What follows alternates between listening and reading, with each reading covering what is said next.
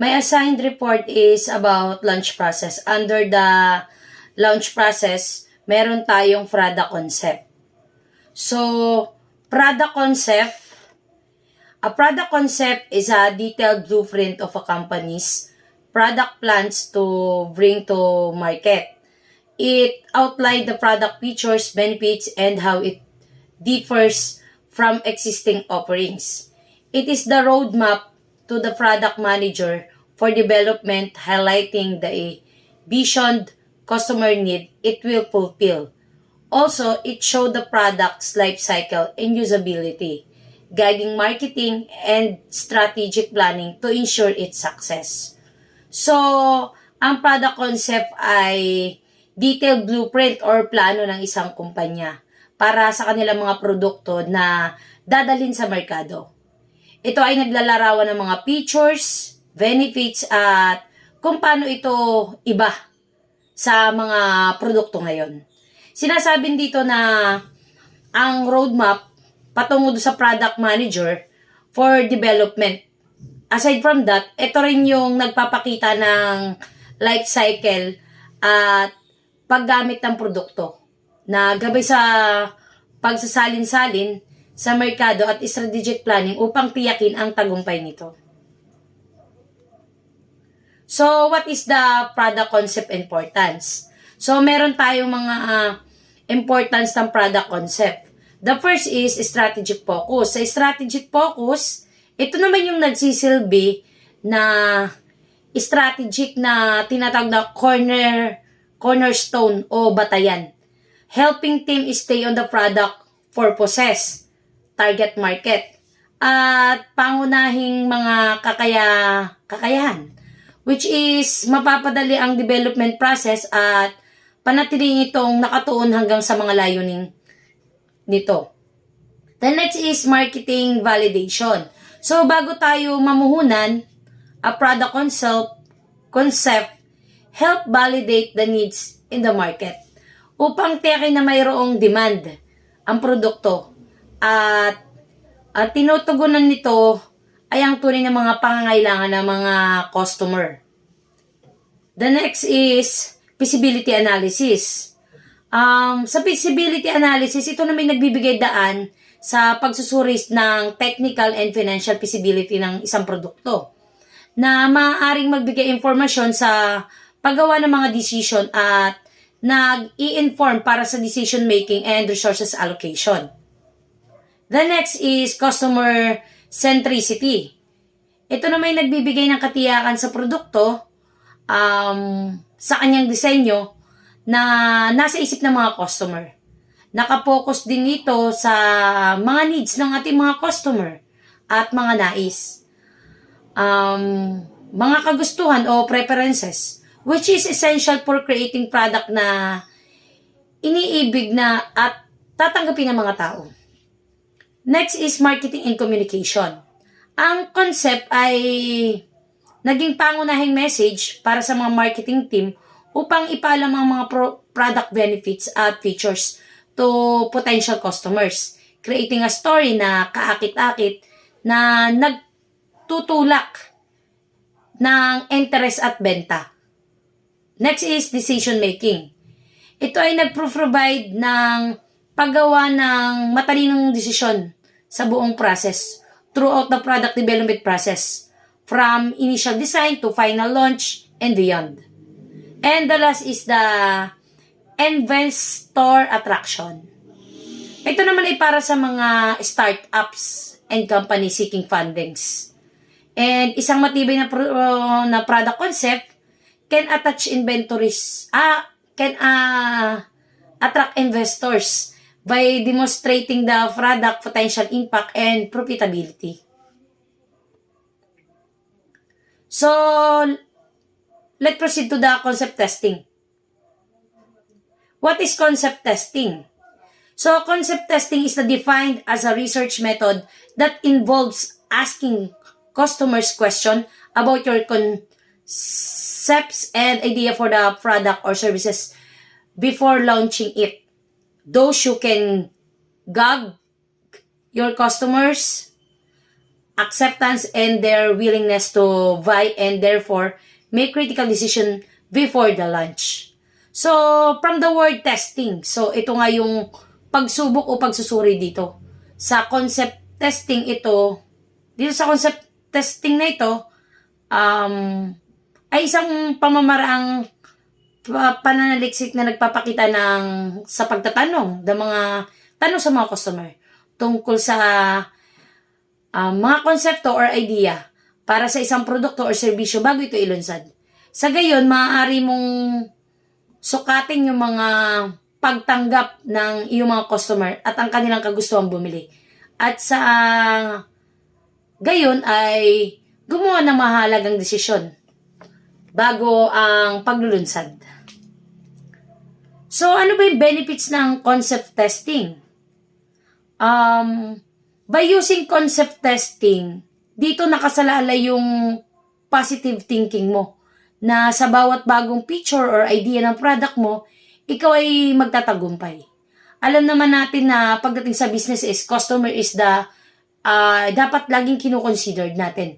At sila kasi rin yung tanging makakapagsabi kung ang ating bang mga idea ay magtatagumpay. So, dapat na i-test natin yung mga ideas and concept natin before itong ilunsad sa ating mga customer.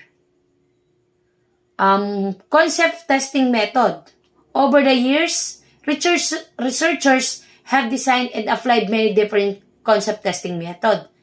Their method are categorized based on how the concept are displayed. Each of these method is suitable for different types of research. Concept testing is easily achieved with the help of researchers platform. So, here are the 4 primary method of concept testing. Nandyan yung tinatawag na comparison testing, monadic testing, sequential monadic testing, and the last is the proto-monadic testing. So, ano ba yung pagkakaiba nitong 4 na to? So, unahin natin sa comparison testing. Yung comparison testing, ito daw yung ipinapakita na sa mga respondents ang 2 or more concepts. Kinukumpara ng mga respondents sa pamamagitan ng mga tanong na may kaugnayan sa pagre-rate o pagrarank o simpleng pagpili sa pinakamahusay na concept display. Samantalang sa monadic testing, ito naman yung grupo na kung saan sa bawat grupo ay ipinapakita lamang yung isang konsepto. Kung sa comparison testing is 2 concept, 2 or more, dito sa monadic is isang concept lang. Pero ang involved ditong mga responders is grupo. Ang mga test na ito ay nakatuon sa pag-a-analyze sa mga konseptong detalyado. Ang survey ng isang monadic test ay karaniwang maikli at highly targeted. So, yung pangatlo dito is yung the sequential monadic testing. Dito naman sa sequential monadic testing, tulad ng monadic test kanina na sinabi ko, sa sequential monadic test ay binabahagi ang target audience sa iba't ibang grupo. Gayunpaman, sa halip na ipakita ang isang konsepto na nag-iisa, bawat grupo ay ipinapakita ang lahat ng mga konsepto. Ang pagkakasunod-sunod ng mga konsepto ay pinapalitan upang maiwasan ang bias na pananaliksik. Hinihingan ang mga respondents ng parehong set ng mga follow-up na tanong para sa bawat konsepto upang makakuha ng karagdagang kaalaman. And the last is proto-monadic testing.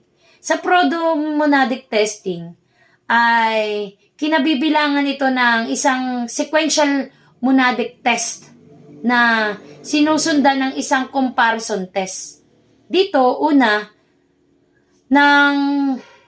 sinusuri ng mga respondents ang iba't ibang konsepto. At pagtapos ay hinihingan sila ng konsepto na kung saan ay pinili nila. Yun, kanilang pinili. Then next ay punta naman tayo sa product testing. So what is product testing? Product testing is figuring out what a product is, how it is made, or how well it works. This helps companies make sure that their product meet the needs of a wide range of customer before they start making them. So, ang product testing daw ay pagtuklas kung ano ang isang produkto, kung paano ito ginagawa o gaano ito ka-epektibo. Ito ay tumutulong sa mga companies na tiyakin ang kanilang mga product ay tumutugon sa mga pangailangan ng mga customer bago sila magsimula sa paggawa ng mga ito. So, sinasabi din dito, companies should have a clear idea of what need to be added to the product. Example, they know what the customer want to see to improve the product. Testing product allows brand to learn how customer might use the product, what they like, what they expect, and how they react. So, testing product, ito din yung nagbibigay daan daw sa mga tatak na malaman kung paano maaaring gamitin ng mga customer ang produkto, ano ang kanilang gusto, ano yung kanilang inaasahan, at kung ano yung paano sila tumutugon. So, tingnan din natin yung mga importance of product testing. So, yung importance ng product testing, ito yung mga testing product can be helpful in many ways, including the following. Ito, ang kaunahan. Product testing help to find out how product change as they get older. So, ito ay tumutukoy o tumutulong upang alamin kung ano ba yung nagbabago sa mga produkto habang dumadating yung mga panahon, o tumatanda ang mga ito. Ito ay tiyak din na effective na maaaring magtagal ng mahabang panahon na napakahalaga para sa mga negosyo na nakikipag-ugnayan sa teknolohiya. It can also keep an eyes on possible threats for competing products. Ito ay maaari ring maging bantay ng mga posibleng mga banta mula sa mga competing product. Ang testing ay maaaring makahanap ng mga kapintasan sa pagpapaunlad ng produkto at ihambing kung paano ito gumagana sa iba't ibang mga settings at environments. It can also be used on customers. Yun, ang product testing daw, maaari rin itong gamitin ng mga customer. Ito ay dapat sabihin sa iyo kung ang isang idea ay mabebenta ng maayos o kung ito ay kailangan pang trabahuin. Kagaya nga na sinabi ko kanina, customer ang nakakaalam kung ang isang produkto ba ay magtatagumpay. And thank you. Yun lamang po.